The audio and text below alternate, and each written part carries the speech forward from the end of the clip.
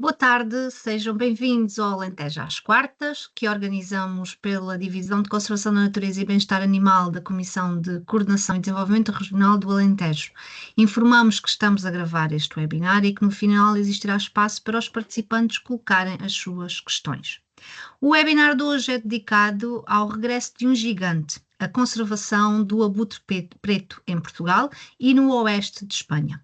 Quase 4 décadas após se ter extinguido em Portugal como espécie reprodutora, o abutre preto recolonizou o país em 2010, como resultado da nidificação de algumas aves oriundas de Espanha e graças aos esforços de conservação levados a cabo nos dois países por ONGs e pelas entidades governamentais em territórios públicos e privados. Embora o número de casais reprodutores tenha vindo a aumentar, a população é ainda hoje demasiado frágil e o seu futuro permanece incerto em Portugal. O projeto Life aegyptius Return, cofinanciado pela União Europeia, vem assegurar o regresso definitivo da espécie. Nesta apresentação, iremos falar das principais ações do projeto, com particular destaque para as ações que decorrem na região do Alentejo, que alberga já 2 colónias reprodutoras. A nossa oradora convidada, Milene Matos, é licenciada e doutorada em Biologia pela Universidade de Aveiro e tem formação complementar em Ilustração Científica, Educação Ambiental, Ecologia Florestal, Planos de Gestão Florestal Sustentável, Comunicação de Ciência, Ciências da Comunicação e Marketing. Foi mentora e coordenadora de vários projetos nacionais e internacionais ligados à literacia ecológica e à conservação da natureza. Fundadora e cogestora da Associação BioLiving, coordenou a Estratégia Municipal de Sustentabilidade do município de Lousada entre 2016 e 2022. Foi professora auxiliar convidada na Universidade de Aveiro. Desde dezembro de 2022 coordena este projeto LIFE, que visa consolidar o regresso do abutre preto a Portugal e ao oeste de Espanha, ao serviço da Vulture Conservation Foundation. Muito obrigada, Milene, por teres aceitado o nosso convite e se quiseres passar a tua apresentação.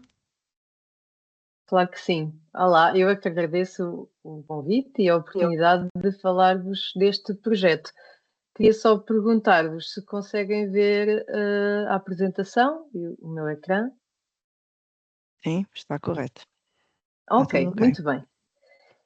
Então, hoje venho falar-vos aqui deste projeto. Vou desde já explicar este nome, que é um pouco difícil de ler, Life aegyptius Return. O abutre preto tem como nome científico Aegyptius monachus, e então é o regresso deste Aegyptius ao nosso território.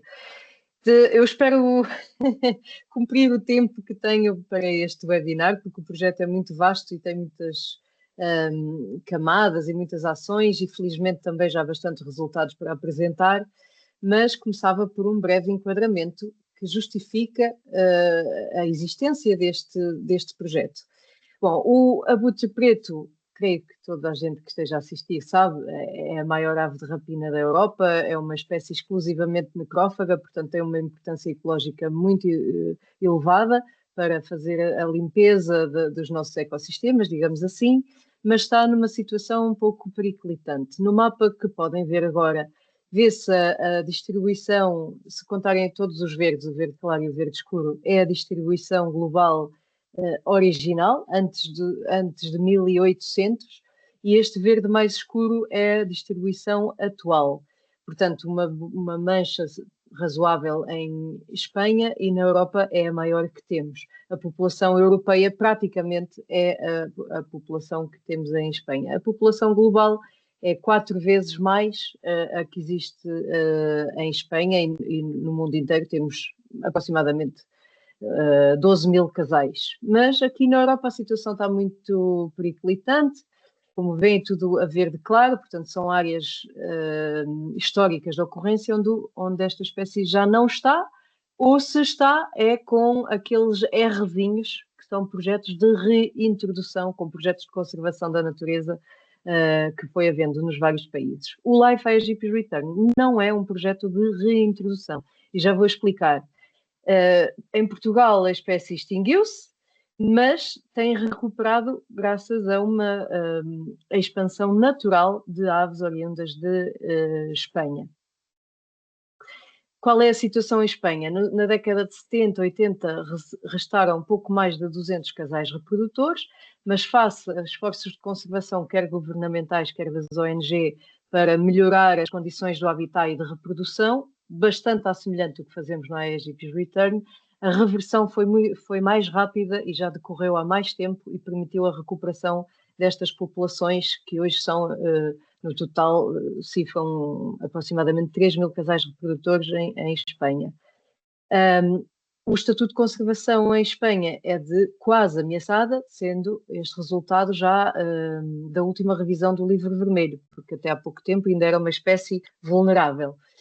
Em Portugal, quando escrevemos o projeto, era uma espécie criticamente em perigo. Felizmente, neste momento, e também com a revisão da nossa lista vermelha, já é uma espécie que baixou um degrau, digamos, na escada do grau de extinção e está como em perigo, mas a situação é ainda bastante frágil e vamos falar um bocadinho sobre isso. Se no início do século passado era uma espécie relativamente comum no nosso território, um grande fator de ameaças como perda de habitat, alterações nas práticas agrícolas, perseguição direta como envenenamento, tiros, etc., incêndios florestais também, levaram a um declínio acentuado. Na década de 60 sobravam já muitos poucos núcleos reprodutores no nosso país e em 1970, nessa década, extinguiu-se como espécie reprodutora totalmente. O que é que dizemos como reprodutora? Porque alguns indivíduos iam entrando, alguns indivíduos de Espanha, por vezes sobrevoavam o nosso território e podia ser, embora rara, um avistamento no nosso país no período em que ela esteve extinta, mas como reprodutora extinguiu-se mesmo e só em 2010 houve 2 casais que se estabeleceram e que se reproduziram com sucesso no Parque Natural do Tejo Internacional. E a partir daí, foi a partir de 2010 que houve uma pequena recuperação da espécie. Em 2012, uma nova colónia muito frágil, na altura só com 2 casais no Douro Internacional, depois na Herdade da Contenda, já fruto dos resultados de um outro projeto LIFE liderado pela LPN, em 2015 estabeleceram-se mais um casal.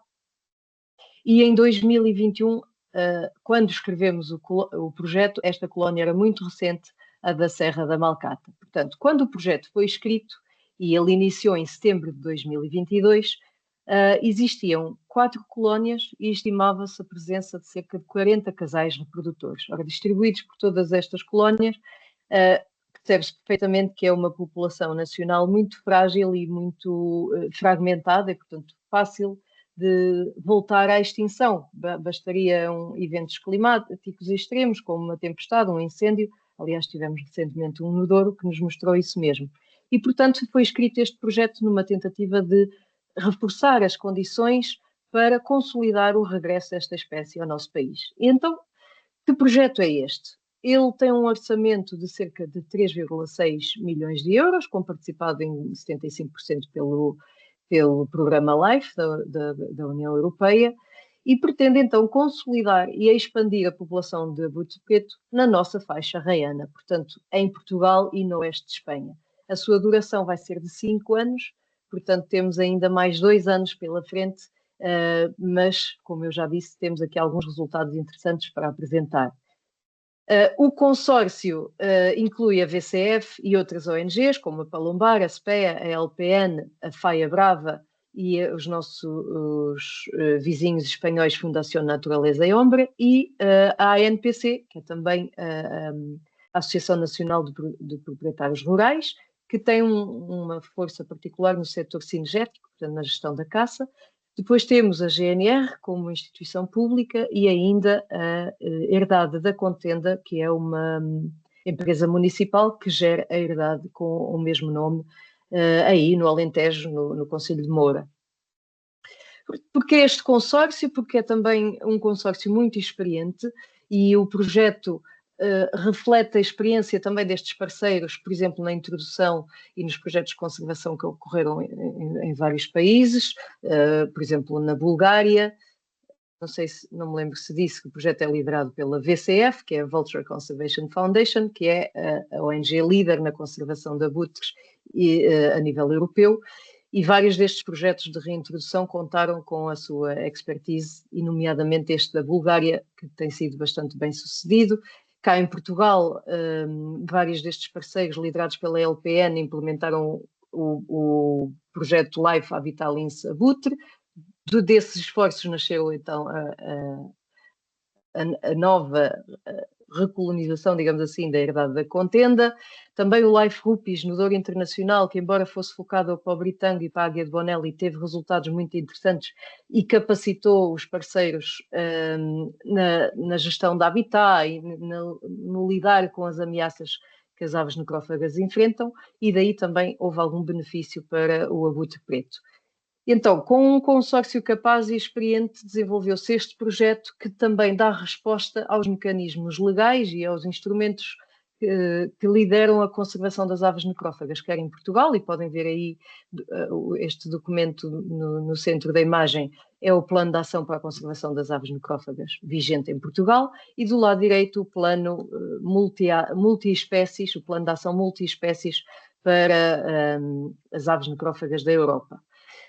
E então, onde é que se processa o nosso trabalho? Quem conhece os projetos LIFE sabe que eles são geograficamente delimitados, portanto, nós incluímos as zonas de proteção especial para as aves da faixa raiana, onde não só já existiam estas 4 colónias em 2022, mas também as áreas de expansão mais previsíveis. Portanto, no total, operamos em 10 áreas da Rede Natura 2000 na faixa raiana. Os objetivos gerais do projeto são criar condições sustentáveis para que a espécie se mantenha através de uma consolidação da sua recolonização natural. Estas melhorias serão feitas ao nível do habitat, da disponibilidade de alimento e também perseguindo e minimizando o mais possível as ameaças que esta espécie enfrenta. Em termos de objetivos específicos, tínhamos em 2022 o objetivo de duplicar a população reprodutora conhecida, dos 40 casais para um mínimo de 80 casais, e aumentar de 4 para 5 o número de colónias em Portugal, e eu já vos vou falando dos resultados que obtivemos, portanto, também são bastante públicos e divulgados, portanto, este objetivo já foi cumprido há 2 anos, logo passados 2 anos.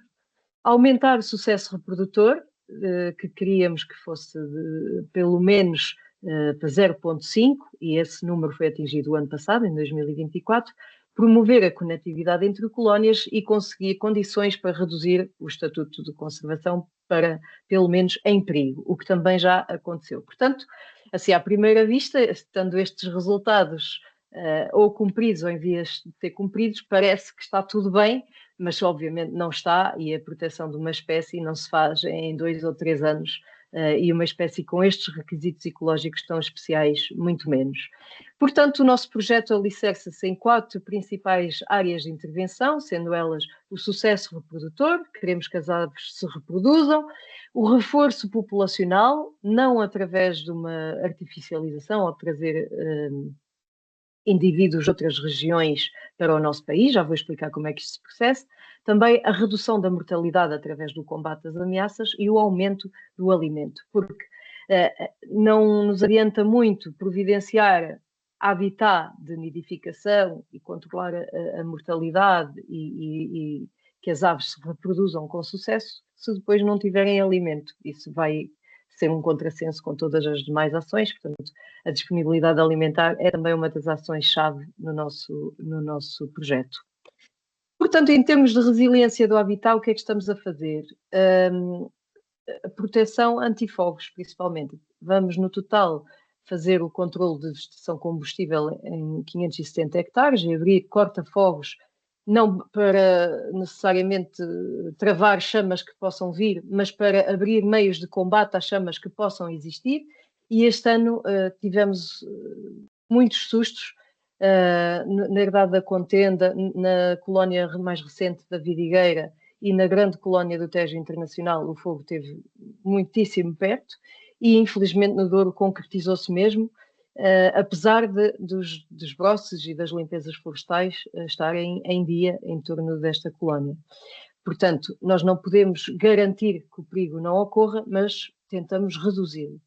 Tentamos também, e com a parceria com o trabalho da GNR, combater a perturbação durante o período de nidificação que possa ocorrer em torno dos ninhos. Esta perturbação pode ser furtivismo, pode ser pessoas que vão fazer ilegalmente desportos de todo terreno para próximo dos ninhos. Eu ainda não referi, mas esta espécie constrói ninhos muito grandes, não é? A ave tem uma envergadura de 3 metros, portanto podem imaginar o tamanho dos ninhos que é construído no topo das árvores. E, portanto, a salvaguarda destes ninhos depende da salvaguarda dessas árvores. O período de reprodução é muito longo, estende-se de janeiro a setembro, portanto, qualquer intervenção de prevenção tem que ser feita nos meses que sobram, no outono e no início do inverno. Tentamos fazer o máximo possível, mas, como irão perceber, não conseguimos prevenir e proteger a 100% a espécie, apesar de todos os esforços. Estes ninhos, muitas vezes, são estruturas que são reutilizadas ano após ano, portanto, facilmente um ninho destes pode pesar, por exemplo, 1 tonelada. Se a árvore não for tão robusta assim, ou se o ramo de suporte também não for, há material destes galhos, destes ramos que são usados pelas aves para construir o ninho, pode tombar, pode colapsar, e também já aconteceu algumas crias morrerem pelo colapso destes ninhos, pela queda da árvore. E, portanto, outra das ações que nós temos no âmbito do sucesso reprodutor é reparar ninhos que precisem de uma ajuda mecânica para os solidificar e também disponibilizar plataformas de ninho artificiais, como a que podem ver na imagem.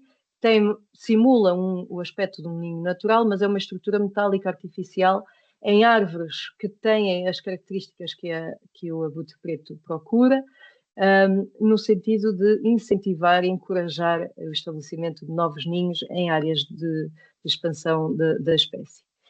Pronto, aqui isto que eu disse a nível do sucesso reprodutor. Outra ação é o reforço populacional.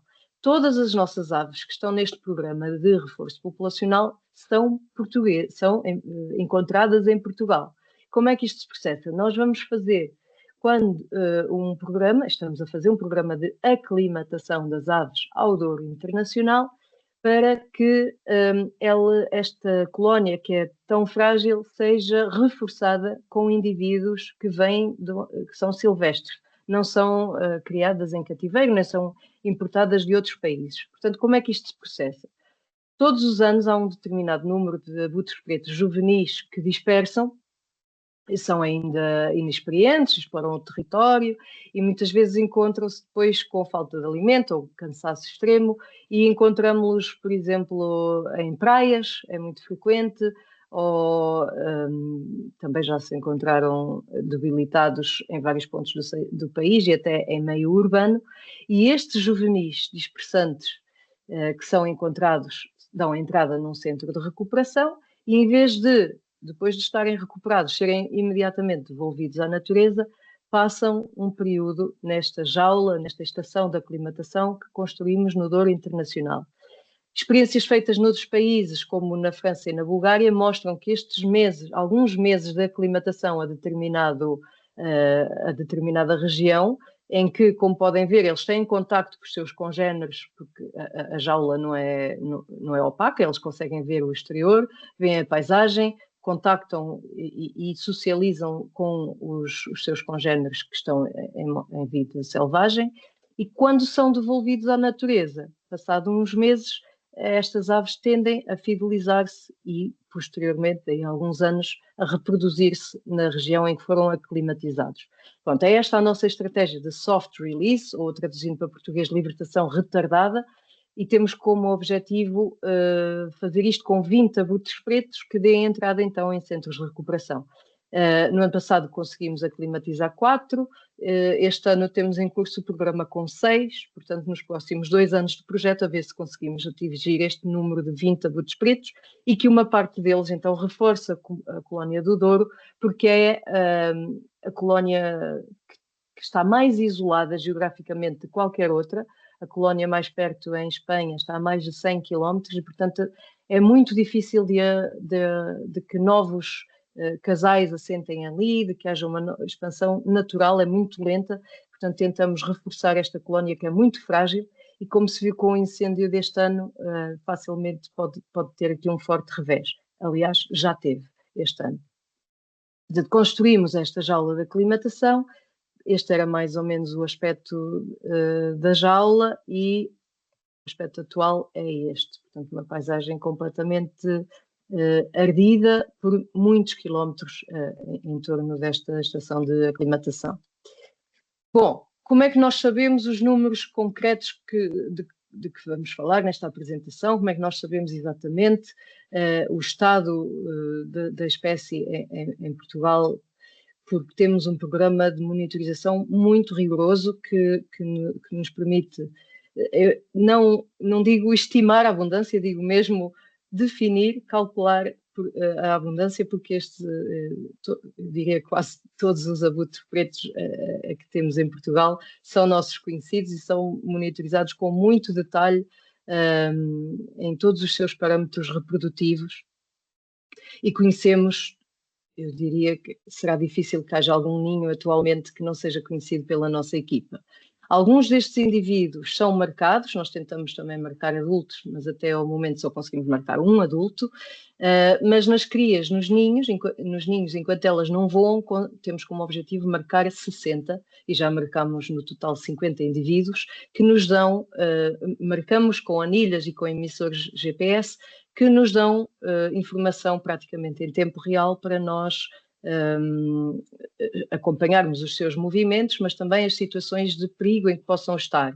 E trago-vos aqui algumas histórias felizes de indivíduos que conseguimos salvar graças a estarmos atentos a esta monitorização diariamente e estar atentos aos comportamentos e aos movimentos geográficos que estas aves nos mostram. O primeiro indivíduo, o natator, é uma cria do ano passado, que é do Tejo Internacional e, como podem ver, pousou ali na margem do Tejo e naquele local passou 2, 3 dias. O Paulo Monteiro, o nosso colega da SPEA, estava mesmo no campo também, depois de ver os movimentos estranhos no GPS, dirigiu-se ao campo e fez a monitorização em campo, e o que se passava é que ela não conseguia sair dali, porque não tinha as condições orográficas e de vento também para levantar voo, e quando tentava voar, caía na água do Tejo e nadava de volta para a margem, daí o nome natator. Graças a isto graças portanto, à nossa monitorização remota, foi possível resgatá-lo e devolvê-lo à natureza, e hoje em dia o natator está livre e feliz no Tejo Internacional. O medronho é uma ave que caiu do ninho, já estava marcado com o emissor, caiu do ninho. Nós vimos que ainda não tinha idade para voar, mas já estava afastada do ninho cerca de 50 metros, portanto, neste caso o Eduardo Santos da LPN foi à herdada contente a ver o que se passava e confirmou-se que a cria tinha caído do ninho. Passou só 2 dias no Centro de Recuperação, o LX Crage, em Lisboa, e foi devolvido ao ninho para que os pais o acabassem de criar, digamos assim, mas até os pais o readotarem, passaram 7 dias e eram dias de agosto do ano passado, em que estavam mais de 40 graus, e a equipa fez turnos de vigilância para garantir que esta ave era readotada e que seria salva por nós e depois posteriormente pelos pais. Isso aconteceu ao 7º dia de vigilância, quase 24 horas, e conseguimos salvar esta ave, que se chama agora medronho. O pousio também é uma ave marcada com GPS. Infelizmente esta levou um tiro aí no Alentejo, na colónia da Vidigueira. Este foi também observado pelo pessoal que trabalha na herdade do Monte da Ribeira, mas se eles por acaso não o tivessem visto, nós teríamos visto pelo GPS que alguma coisa estranha se estava a passar. Ele foi baleado, portanto levou tiro de chumbinhos, e ainda tem, já foi sujeito a 2 cirurgias, está vivo, vai ser libertado em breve na sua colónia da Vidigueira, está a ser tratado na UTAD. Pronto, mas era mais um bicho que estaria condenado se não fosse esta vigilância muito apertada. Isto são histórias de 3 aves, temos muitas mais que foram salvas, mas infelizmente nem sempre conseguimos salvá-las. E aqui trago-vos as más notícias. Esta monitorização também nos mostra o mal. O 5J é uma ave que morreu envenenada com fipronil. Já agora explico-vos que esta substância é o que se usa nas pipetas de antipulgas e anticarraças nos animais domésticos, mas a dose que ele levou foi claramente intencional para morrer, e foi morrer muitos quilómetros longe da sua colónia natal, que era o Tejo Internacional, e morreu ao pé de Figueira de Castelo Rodrigo. E pronto, quando morreu, fomos lá imediatamente e demos logo com o cadáver. O Acer é uma cria deste ano que morreu, não morreu no incêndio com as chamas, mas morreu devido às complicações respiratórias e de orientação pós-incêndio do Douro, portanto morreu nos dias seguintes, e detectámos a sua localização por causa do GPS. E o 2U morreu hoje mesmo, é uma cria da contenda e morreu, ou melhor, detectámos o cadáver hoje, ele morreu ontem à tarde afogado nesse tanque é um tanque para a prevenção de incêndios, o combate aos incêndios. E, portanto, nem sempre as notícias são boas. Como podem ver, estes 2U's, 5J's são números de anilhas. Quando as aves, ao início não damos logo nome, mas quando elas crescem damos-lhe um nome, e para nós todas estas aves são como se fossem nossos animais de estimação, ou às vezes criamos mesmo relações muito próximas com eles e falamos deles, dizendo os nomes deles. Portanto, isto para nós não são números, são mesmo seres vivos e vidas importantes. Cada um destes indivíduos que morre é uma machadada na recuperação da espécie, porque não se vão reproduzir, morre o indivíduo, mas também morre uma possível descendência que eles nos pudessem dar. Bom, tudo isto para dizer, a monitorização é muito forte e nós estamos presentes em todo o território a acompanhar de perto, e estes indivíduos marcados com GPS dão-nos muita informação que seria muito difícil de obter se não fosse assim. Sendo uma espécie relativamente rara, também os veterinários têm uma missão complicada em mãos. Quando eles recebem um indivíduo nos centros de recuperação, não há valores de referência, por exemplo, o que é o normal do sódio, do magnésio, do ferro, desta enzima, daquela. Portanto, o que nós estamos a fazer, sempre que temos um abutre preto nas mãos, desenvolvemos um protocolo de recolhas de amostras biológicas para fazer o estudo também do ponto de situação desta espécie em Portugal ao nível da toxicologia, bioquímica, genética, microbiologia e endocrinologia, e estabelecer valores de referência para também facilitar o trabalho de todos, biólogos e médicos veterinários.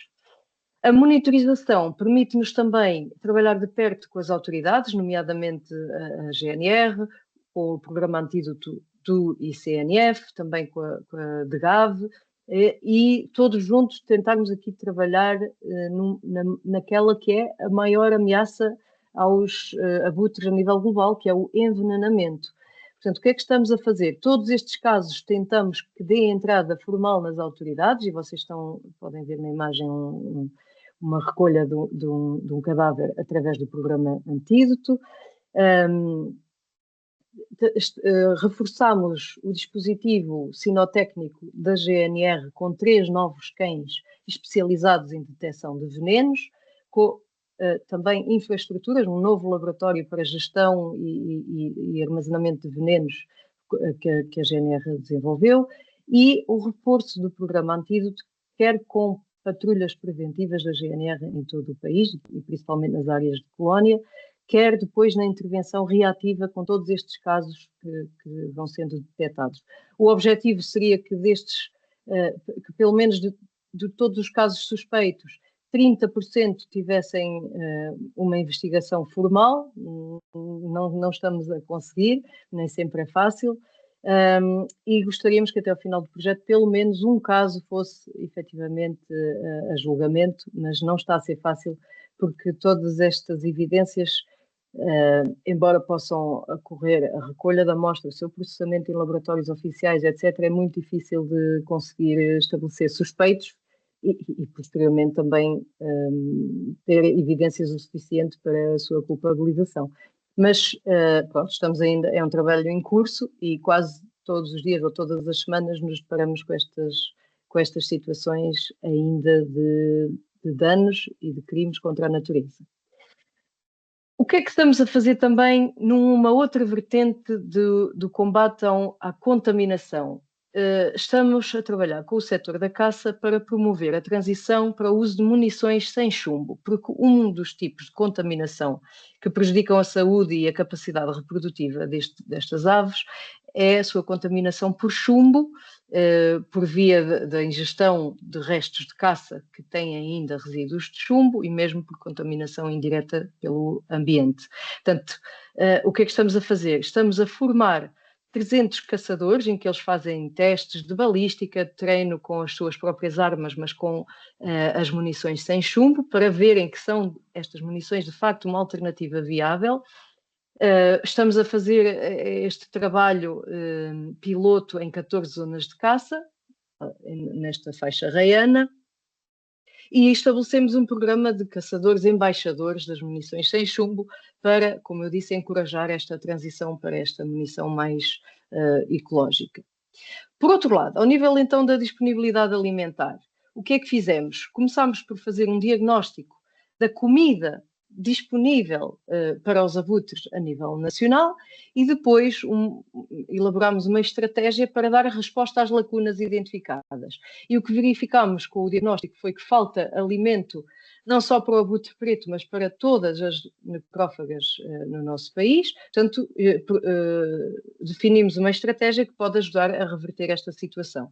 E passa pelo estabelecimento de 66 áreas não vedadas, que são um mecanismo alternativo aos campos de alimentação vedados, que são estruturas muito custosas e onerosas e com requisitos legais muito, muito complicados. Portanto, estamos a trabalhar com os criadores de gado para simular o que é a disponibilidade natural de alimento, por exemplo, através da morte de ungulados que ocorre em campo, e que se faça esse processo em propriedades privadas com gado em regime extensivo.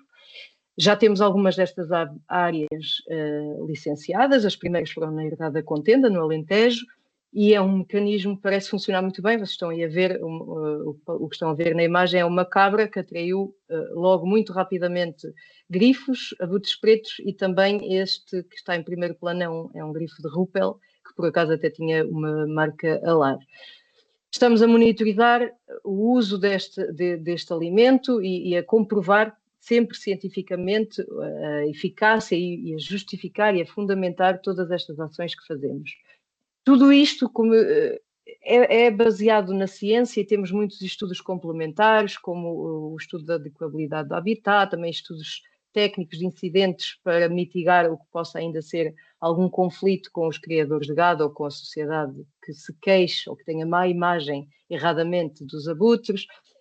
Publicámos ainda recentemente a importância dos abutres também ao nível da economia, com uma quantificação dos seus serviços de ecossistemas e várias outras ações, não posso detalhar porque já me estou aqui a atrasar, mas é um programa, de facto, um projeto muito completo e que não deixou esquecido nenhuma das frentes de atuação para proteger os abutres pretos. Eu convidava-vos a ir ao nosso website, temos todos estes documentos que são públicos e estão disponíveis e podem servir a outros colegas da área da conservação da natureza, não necessariamente quem trabalha apenas com abutres, mas temos lá muita informação útil e agora partilhava os resultados. Portanto, ao nível da reprodução, como podem ver desde o início do projeto até o ano passado, os resultados foram muito encorajadores, com um crescimento, um aumento em todas as colónias, quer do número de casais nidificantes, quer das crias daí resultantes. O nosso objetivo de aumentar pelo menos uma colónia já aconteceu no ano passado, e temos a 5ª colónia estabelecida ali na fronteira entre Vidigueira e Portel, e no ano passado contabilizámos 110 casais. E estávamos muito felizes com isso, mas sempre cautelosos, porque poderia haver algum revés, alguma estabilização, e portanto não vai ser um crescimento ad eterno, não é? E estamos ainda a monitorizar, e este ano brevemente divulgaremos os resultados. Portanto, no primeiro ano de monitorização, cerca de 80 casais, 35 crias, é um sucesso reprodutor de 0,47. No segundo ano de monitorização, ou seja, no ano passado, já 108 casais pelo menos, com sucesso reprodutor de 0,51. Isto é tudo positivo, mas temos de ser muito prudentes, e este ano tivemos aqui o revés no Douro, com muitos ninhos ardidos ou pelo menos chamuscados, e portanto estamos atentos também a ver o que é que acontece de seguida. No nosso website nós somos muito ativos a comunicar o que é que se está a passar no projeto, portanto quem tiver curiosidade pode ir lá ver as notícias, e de X em X dias nós comunicamos o que é que está a acontecer, portanto somos também o mais possível transparentes e informativos para que toda a gente saiba para onde está a ir o investimento e estas verbas públicas e os nossos esforços. A colónia, temos aqui, já falei de alguns revés, temos aqui a nossa última notícia de 15 de setembro, deixa-nos um pouco preocupada, em que chamamos a atenção para a pressão que está a ocorrer nas colónias da Vidigueira, e nós estamos aqui num webinar também particularmente dedicado ao Alentejo, e queríamos chamar a atenção para o que está a acontecer aqui. A colónia da Vidigueira só foi detectada no ano passado, e vários empreendimentos energéticos já tinham os terrenos adquiridos, os estudos de impacto ambiental em curso, quando esta colónia foi detectada. E aquilo com que nos deparamos agora é uma série de projetos de produção de energia, quer através de energia solar, painéis solares, e depois as linhas de transporte desta energia, que deixam, como podem ver a imagem, não sei se vem o meu rato a mexer, temos aqui a colónia, os ninhos no centro, e depois uma enorme pressão destes projetos que vão, se eles fossem todos aprovados, certamente iriam condenar ou pelo menos dificultar muito a existência desta colónia. Os aerogeradores não são compatíveis de todo, nós temos emitido pareceres para todas as consultas públicas e todas as reuniões que nos são solicitadas ou que nós solicitamos. Não pode haver aerogeradores pelo menos a 8 km de distância dos ninhos, estes painéis solares e as linhas elétricas vão ter que ter uma série de medidas de mitigação e de compensação de impactos. Bom, estou a chegar ao fim, queria apenas chamar a atenção, espero ter conseguido mostrar-vos que isto, embora seja um projeto de conservação da natureza e que permite o regresso de um gigante que é uma espécie icónica, emblemática e de grande importância ecológica, não é possível sem um grande número de pessoas e instituições, são mesmo dezenas ou centenas de pessoas. Eu listei aí algumas áreas de atuação, algumas profissões, desde veterinários, peritos, advogados, jornalistas, criadores de gado, toda a gente está envolvida para o sucesso da conservação desta espécie e para a sua preservação futura. É um grande número de pessoas envolvidas e também biólogos. Portanto, somos uma classe no meio de muitas. Portanto, tenho que agradecer a todos os parceiros do projeto e a todas as entidades colaboradoras. Estão aqui algumas que trabalham mais diretamente connosco, mas muitas mais há, e também todos os que nos convidam para falar do projeto e para sensibilizar a comunidade para a importância desta espécie. E nós somos sempre muito gratos. E agora estarei disponível, se ainda houver tempo, para questões que possa haver. Muito obrigada por terem assistido até ao final. Muito obrigada, Milena. Claro que há tempo, e agradeço aqui a tua capacidade aqui de teres compilado aqui no nosso tempo aqui, as principais informações aqui relativamente ao projeto.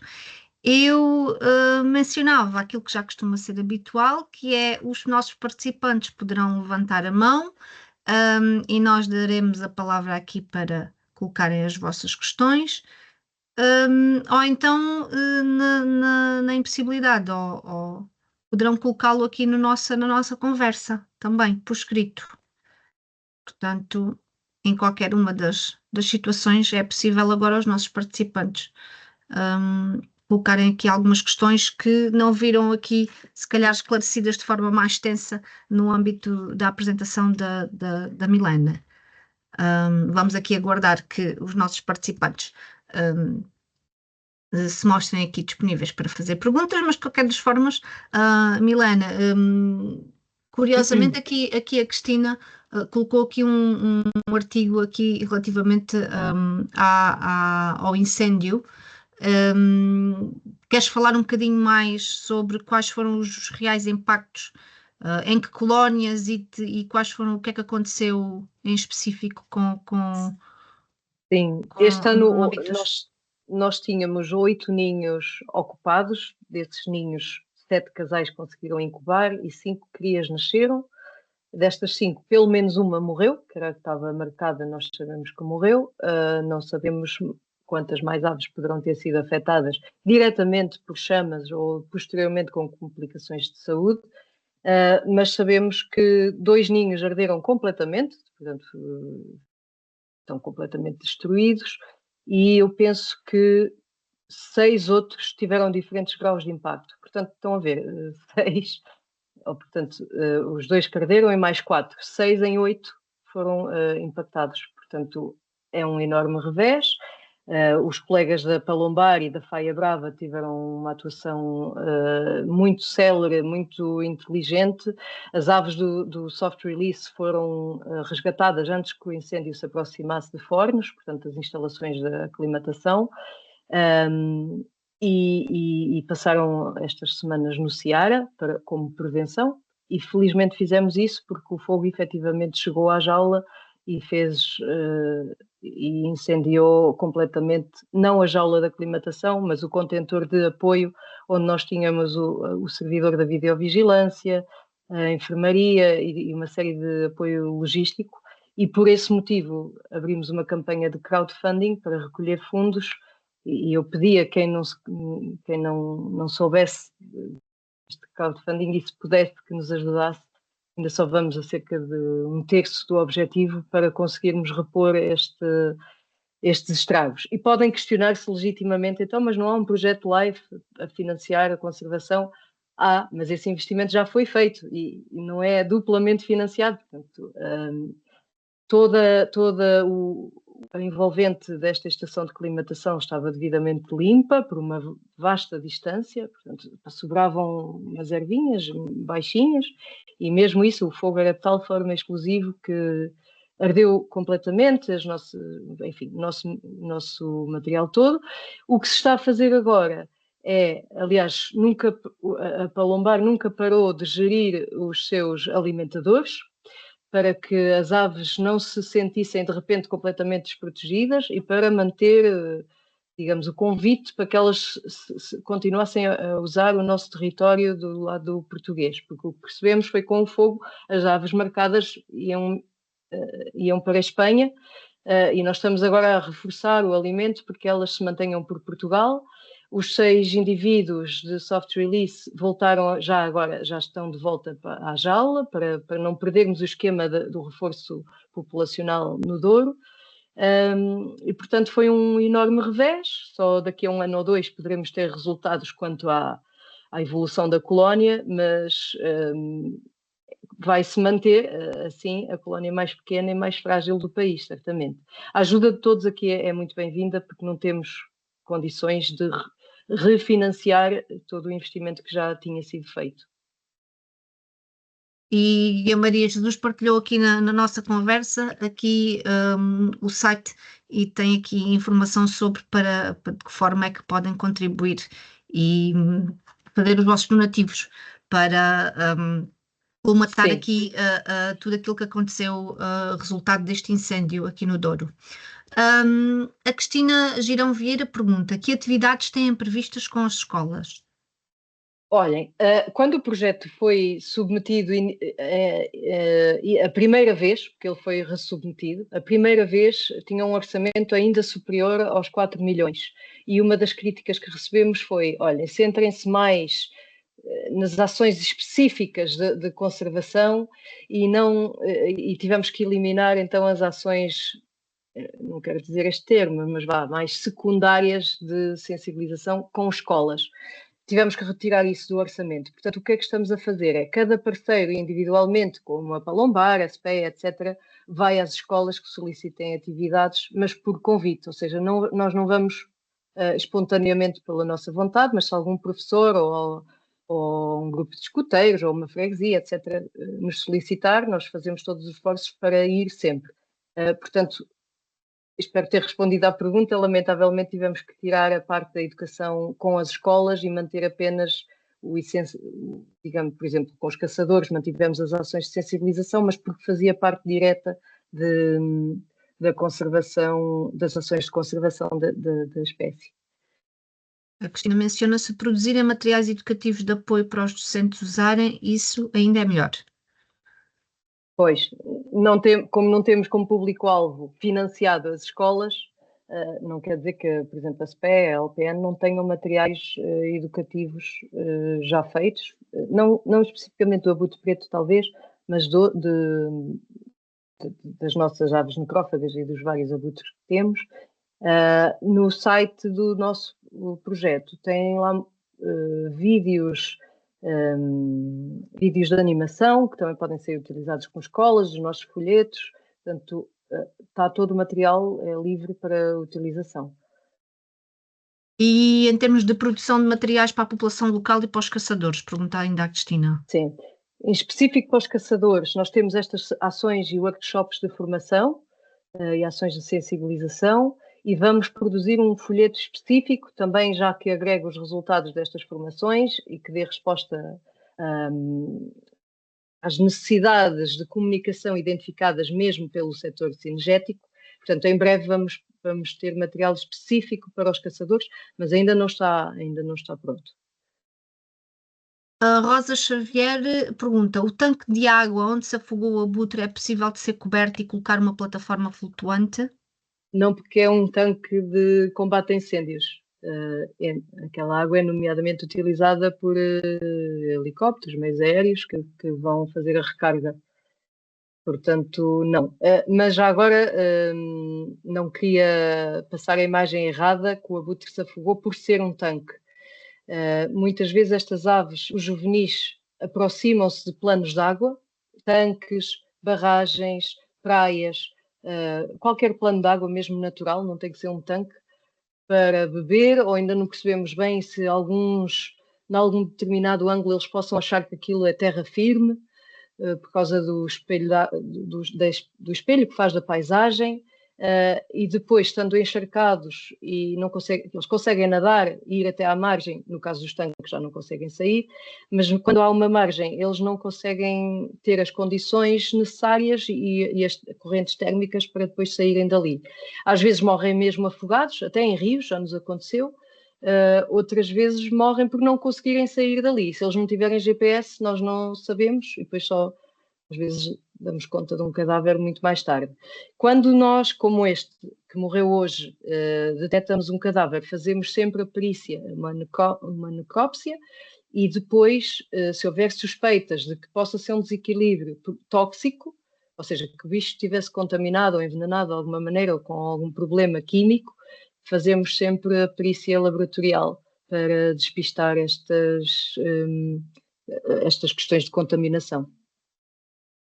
E até uma pergunta relativamente àquela situação dessa ave que morreu no tanque: é possível fazer alguma coisa para que não volte a acontecer? Imaginemos que não era que a ave não tinha nenhum problema, não tinha nenhuma intoxicação, mas imaginemos que...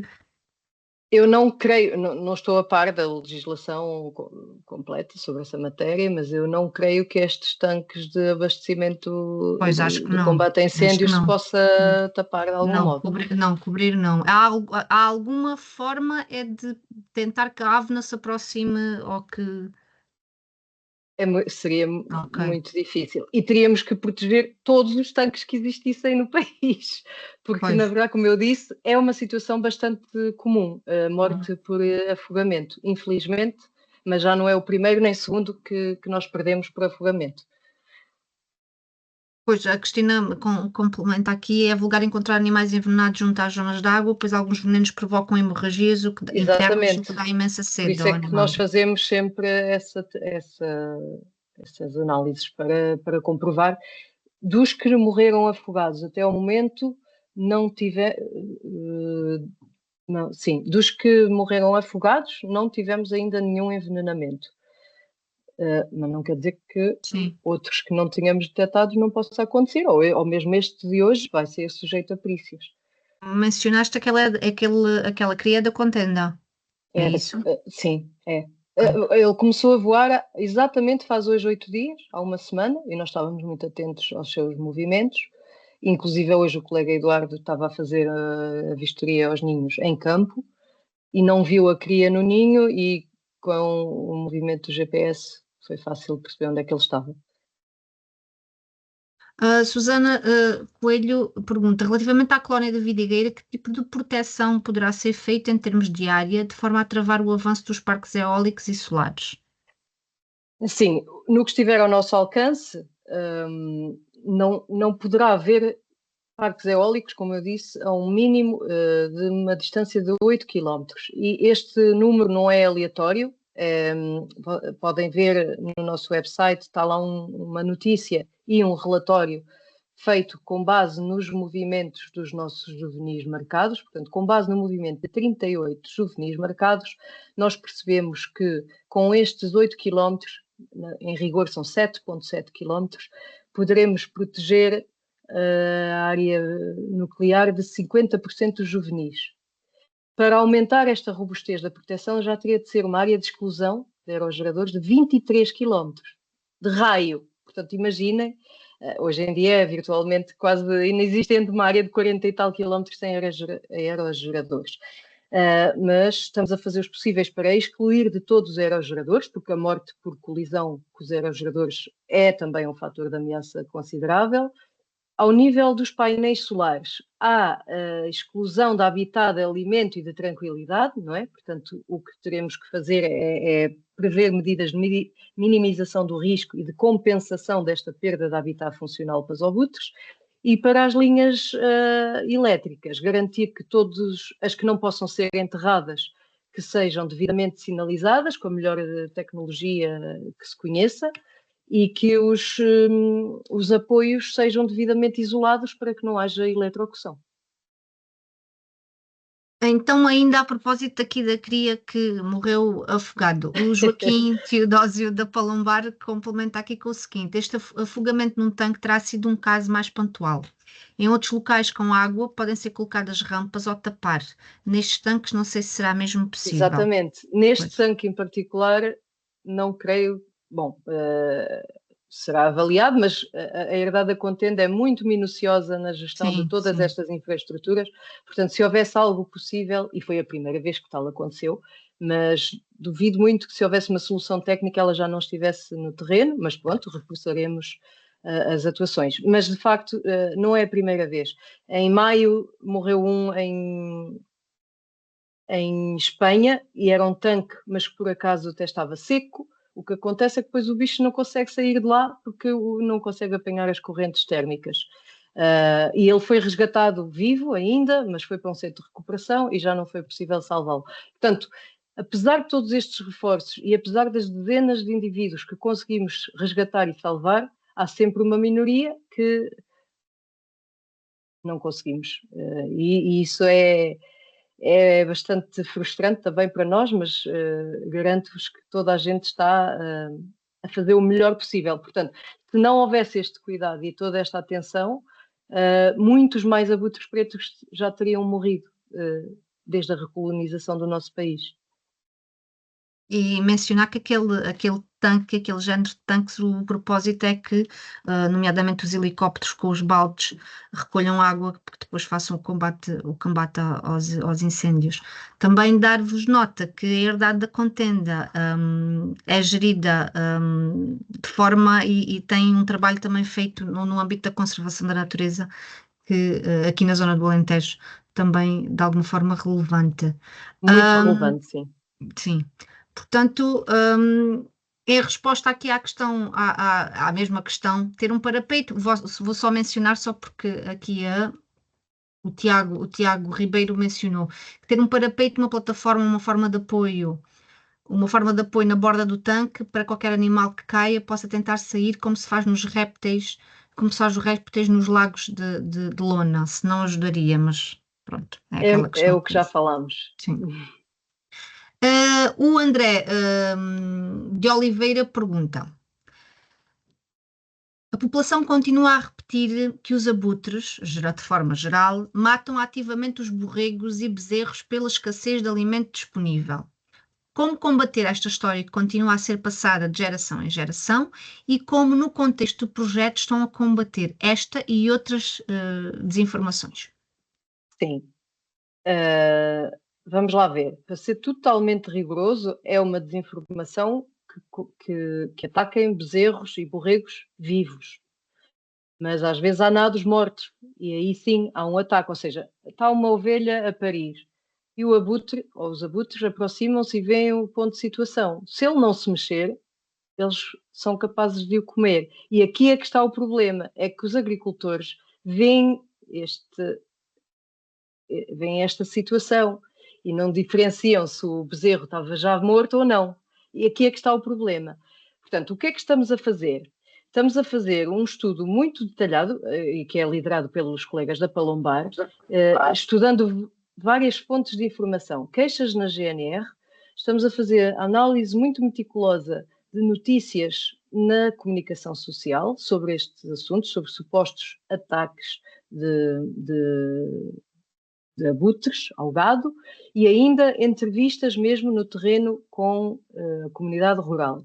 E com base em toda esta informação, vamos fazer um media training, ou seja, uma formação também aos jornalistas para a comunicação positiva sobre abutres, porque muitas vezes o que nós vemos é que nas notícias nem há investigação, nem as pessoas muitas vezes, ou seja, as pessoas dão um testemunho para uma entrevista, nem sequer estavam lá, não viram nada, e dão o facto já como facto determinado, não é? Como um facto que o abutre comeu um borrego ou um cabrito. E o que nós vamos fazer então é este media training, estamos a fazer uma comunicação sempre a tentar desmistificar isso em todas as ações que temos com os proprietários rurais, em particular os criadores de gado. Mas sim, é um mito ou uma crença enraizada muito difícil de combater. E é importante que se saiba, os abutres não são predadores, são necrófagos. Portanto, eles não têm interesse em matar ativamente nenhum animal para comer. Pronto, é uma questão que surge com alguma frequência quando estamos a falar desta temática e destas espécies. A Rosa Xavier recentemente soube que a VUPRO, ONG de Conservação de Abutres na África do Sul, tem programas de voluntariado em Portugal. Há algo semelhante? Não há no âmbito do projeto como um todo, ou seja, o projeto não divulga, ajude-nos a fazer esta ação ou aquela, mas os parceiros têm ações onde é possível encaixar voluntariados, como sejam a vigilância de incêndios. Eu sei que não é assim tão sedutor como ter abutres na mão, mas mesmo para nós é um episódio raro de ter este contacto. Mas temos também recebido alunos de vários graus de ensino superior que fazem as suas pesquisas, os seus estágios, mestrados connosco, também doutoramento. Portanto, aí têm logo acesso a mais tarefas, mas temos muitas tarefas em mãos, como, por exemplo, a monitorização do que eu falava dos locais de alimentação, é feita através da análise manual de fotografias. Portanto, temos milhares de fotografias para analisar. Enfim, há várias tarefas onde é possível ajudar e onde é possível também, por exemplo, os ornitólogos que saibam alguma coisa de identificação de espécies, que também nos podem ajudar no campo a fazer a monitorização. Mas a forma mais fácil é enviar um e-mail para mim, que é o contacto que está no website, e eu reencaminho para a pessoa consoante a sua área de residência, por exemplo, reencaminho para o parceiro-chave ou contactarem diretamente os parceiros. a SPEA, a Faia Brava, a Palombar, tem muitas vezes programas de voluntariado que direto ou indiretamente tocam no IAGP Return e podem participar. Dizer-vos que vamos disponibilizar, para além da gravação também deste webinar, também o contacto de endereço de e-mail da Milene, e podemos também deixar aqui alguns contactos relativamente aos parceiros que a Milene tem estado a falar e nos quais poderão também obter mais informações. Milena, perguntar-te até ao final do ano o que é que está previsto neste momento. Sei que a medição também em termos temporais não se faz dessa maneira, Sim. mas o que é que vão fazer? O que é que têm previsto até ao final do ano? Temos prioridade absoluta ao restabelecimento o mais rápido possível da situação ecológica e logística no Douro. Portanto, aqui é uma prioridade mesmo, resultado de uma emergência. A Palombar já elaborou o plano de emergência e, portanto, estamos a ajudar nessa implementação e para isso precisamos de apoio financeiro. Como eu disse, estas ações já tinham sido financiadas, literalmente o investimento ardeu, portanto temos que procurar fontes alternativas, toda a gente pode contribuir, se assim entender. Até ao final do ano vamos continuar a apostar muito na angariação de propriedades de criadores de gado em regime extensivo para estabelecermos as tais áreas não vedadas, que é um mecanismo legal para que os agricultores possam deixar o gado que morra, não é? Ovino ou caprino, em determinado local da sua propriedade, disponibilizando como alimento para os abutres, mas muitos agricultores não conhecem ou não têm particular interesse neste mecanismo, portanto é preciso ir a campo, falar com eles, mostrar as vantagens, explicar os benefícios económicos, ecológicos e ambientais, porque também se reduz, por exemplo, a pegada de carbono ao não ter que transportar os animais para longe ou para o centro de incineração. Eles podem ficar ali e cumprir várias missões ecológicas, digamos assim. Portanto, esta é uma prioridade muito, muito elevada. A outra, e porque só temos agora para fazer, como eu vos disse, este bicho que morreu afogado voou há uma semana e o último dos que nós tínhamos marcados voou ontem ou anteontem. Portanto, só agora é que os bichos estão a acabar de aprender a dar os primeiros voos. Eu ia dizer aprender a voar, mas ainda vai demorar. Agora eles ainda ficam uns meses dependentes dos pais, andam ainda ali por perto do ninho. Pronto, mas se nos aproximarmos já não perturbamos como quando eles não sabem voar ou quando o casal está a incubar. Portanto, temos agora uma janela de sensivelmente 3 meses para fazer a vistoria aos ninhos e ver quais é que precisam de um reforço com barras metálicas ou que retiremos excesso de peso ou essas questões todas,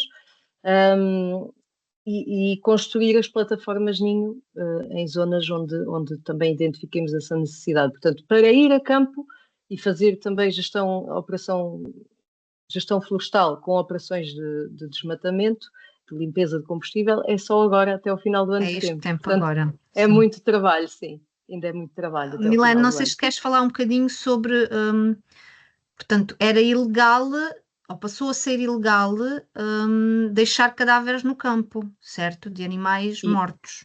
E continua a ser se for feito de qualquer maneira, ou seja, se eu tiver um rebanho e morrer estou a falar de gado ovino e caprino, se me morrer no campo eu não o posso deixar ali e pronto.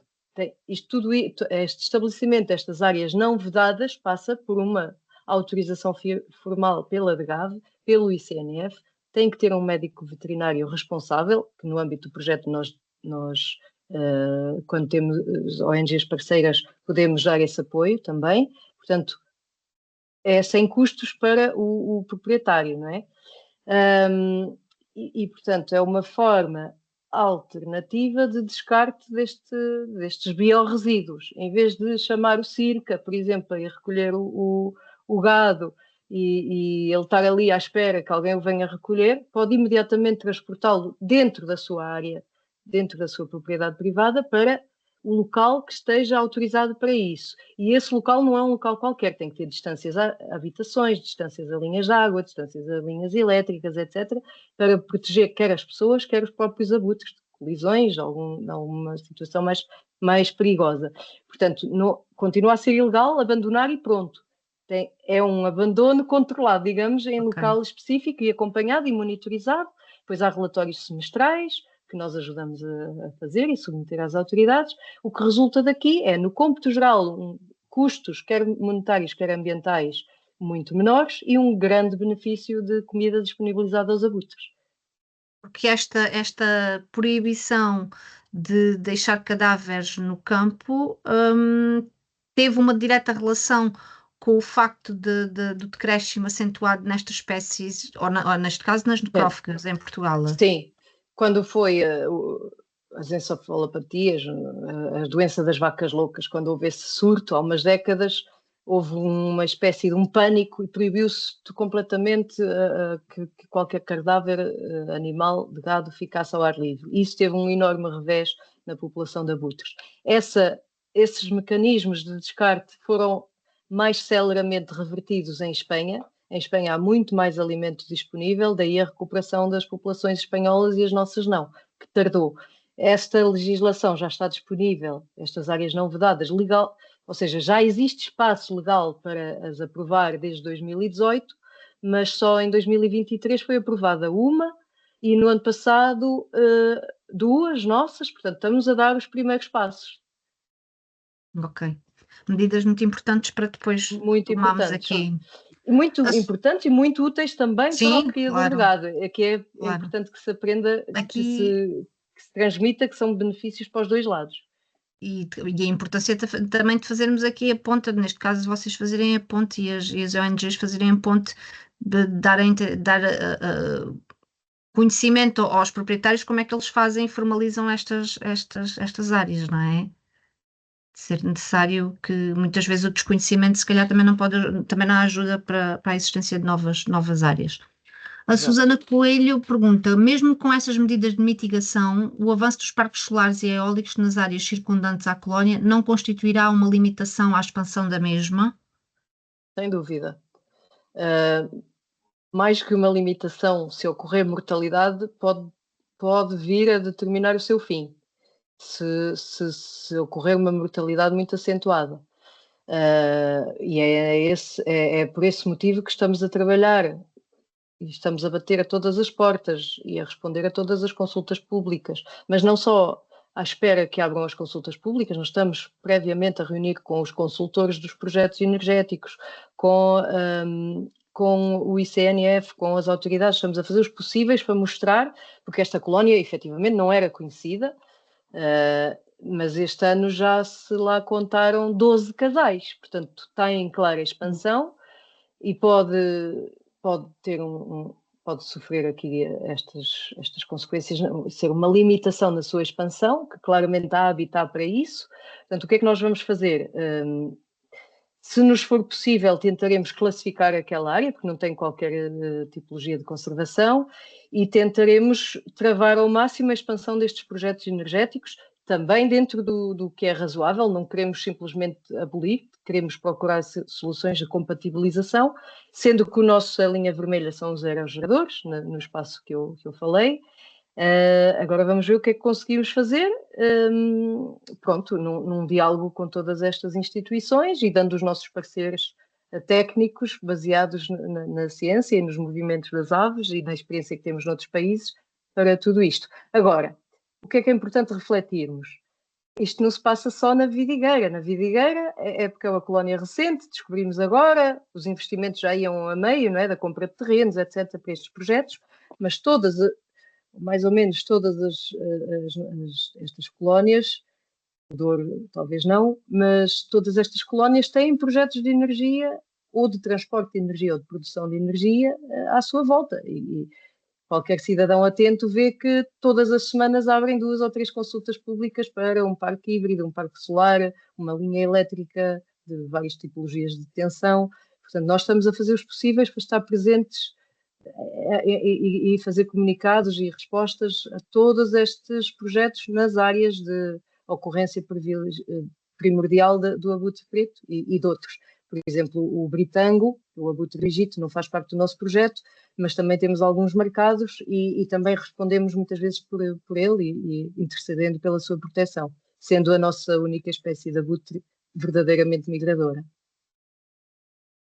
A Cristina Vieira pergunta: qual a tua opinião acerca do fim anunciado do programa LIFE? Acho que não é fácil, não é difícil de adivinhar, não é? Eu acho que isso representa o fim do programa LIFE, como ele representaria um retrocesso muito grande em décadas de progresso da conservação da natureza. Aqui estamos a falar do abutre preto, mas se olharem, são dezenas as espécies que recuperaram, ou habitats, ou práticas ambientais que melhoraram graças ao financiamento LIFE. E embora a Comissão Europeia nos diga que não é um fim absoluto, é uma reprogramação e uma maior autonomização dos países na distribuição destas verbas, nós estamos muito pouco satisfeitos com o que poderá vir aí. E conhecendo o nosso país e a sua crónica incapacidade de ser expedito na gestão de verbas comunitárias, poderá ser um desastre. Portanto, a minha opinião é má. Por que é que tem sido difícil a condenação dos culpados por envenenamento e atingidos a tiro estas aves magníficas? Em Espanha, os perpetuadores têm sido condenados, como ainda recentemente devido à morte de um abutre barbudo. Abutre barbudo, que é o quebra-ossos. Sim, aqui e ali, em alguns países, vai-se sabendo de algumas condenações. Eu creio que em Portugal só há uma condenação, penso que ainda só há uma. E agora já não estou certa se foi no Alentejo ou no Tejo Internacional, mas de dezenas de autos que dão entrada no sistema. E nos outros países é igual. Só que, por exemplo, a Espanha é um território muitíssimo maior e também os seus laboratórios estão mais capacitados para fazer perícias do que os nossos. É outra das frentes em que estamos a trabalhar com as autoridades para isto. Porquê? Por exemplo, aquele 5J, comprovamos que ele morreu por contaminação com o fipronil, como eu vos disse, aquela substância química que temos nas pipetas antipulgas, mas ele morreu muito longe da sua colónia de origem. Como é que agora vamos saber? Embora nós façamos o trackback com o GPS, não podemos saber onde é que ele... Ou seja, nós sabemos em que locais ele parou, só que tudo isto levou tempo. Quando soubemos que era fipronil, já o cadáver tinha sido recolhido há algumas semanas. Portanto, retroativamente não se consegue ir fazer as perícias aos locais. E ele parou em montes de locais. Não sabemos em qual é que ele terá ingerido o fipronil. Em princípio não poderá ser, a dose que não poderá ser acidental, ou seja, vamos imaginar, morreu um cão e ele comeu o cão, tinha que ser um cão do tamanho de 3 bois. Não dá. Não dá para ser acidental. O que é que se passa? É uma droga que em Espanha está a ser usada, ela não é legal não se pode utilizar em gado, portanto, só em animais domésticos. Portanto, houve aqui certamente uma intenção. E este animal esteve em Portugal e em Espanha, portanto, ele é dali do Tejo Internacional, está junto à fronteira e alimentou-se, ou pelo menos esteve parado nos dois países. É muito agora difícil de estabelecer, tentar sequer estabelecer um suspeito. Há outros casos, por exemplo, morreu um abutre de rúpel, por acaso não foi um abutre preto, foi um abutre de rúpel recentemente no distrito de Beja, e junto com esse, nós chamamos os cães da GNR, foram detectados 2 gaios mortos também, portanto, poderá ser uma questão de venenos. Agora, como é que depois, no campo, em zonas remotas, nós vamos conseguir detectar quem foi a pessoa que fez? Portanto, às vezes já há evidência, há uma suspeita, ou seja, há quase uma evidência de que foi um envenenamento com intenção, não é? Mas é muito difícil de conseguir estabelecer um culpado. Há situações raras em que sabemos, em que dá para reconstituir, ainda não aconteceu no âmbito do nosso live, mas eu tenho conhecimento de situações em que se soube de movimentações e de pessoas, e houve rusgas à casa de uma pessoa e detectou-se o veneno, e esse processo ainda está pendente, ainda está a ser averiguado. Portanto, são vários fatores. É mesmo tecnicamente às vezes difícil de apontar um suspeito.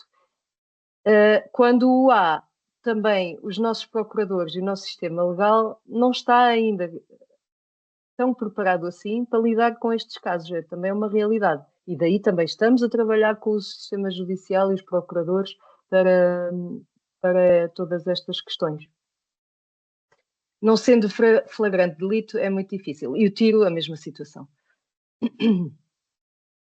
Joaquim Teodósio, o programa LIFE tem sido um exemplo de programa de apoio com melhores resultados e eficácia. Achas que falta divulgar melhor o impacto que estes projetos têm, para além dos evidentes na parte da conservação de habitats e espécies, economia local, dinamização das comunidades rurais, etc.?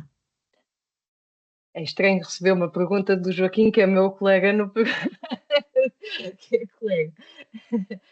É assim, os decisores sabem exatamente, ou seja, com a mini fatia do orçamento europeu anual que é investido, que é menos de 1% na conservação da natureza, os resultados que têm sido feitos estão à vista, os decisores sabem-no.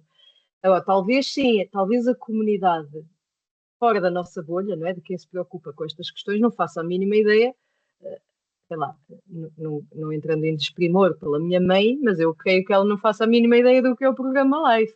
Portanto, muitas minhas mães, muitas donas Marias e tios Joaquins pelo país fora, não podem fazer pressão sobre uma coisa que não sabem, não é? E essa pressão pode ser ativa, pode ser reativa, pode ser através do voto. Efetivamente, aí faltará uma melhor divulgação e cabe-nos a nós também, ONGs, fazer esse trabalho. Agora, o que é lamentável é que tenha que vir do público eventualmente esta pressão, porque os decisores sabem exatamente quanto é que tem sido o deve haver, e o receber é muitíssimo superior ao investimento que tem sido.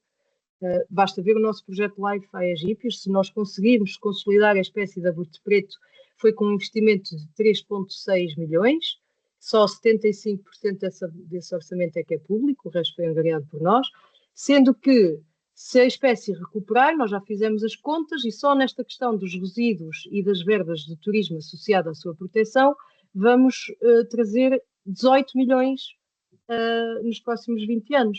Portanto, é fácil fazer as contas. E se pensarmos em todos os habitats restaurados, toda a qualidade de vida, todos os sistemas industriais de gestão ambiental que têm sido feitos através do financiamento LIFE, é como o Joaquim diz, resultados e eficácia acima da média dos instrumentos financeiros europeus. Portanto, não se compreende, até posso compreender com alguns movimentos extremistas e mais virados à direita, que vem um retorno mais imediato, pronto, mas sendo uma discussão política, não me compete a mim aqui estender-me sobre essa matéria, mas enfim, é lamentável que em pleno século XXI estejamos a discutir o desmantelamento de um programa tão eficaz quanto este.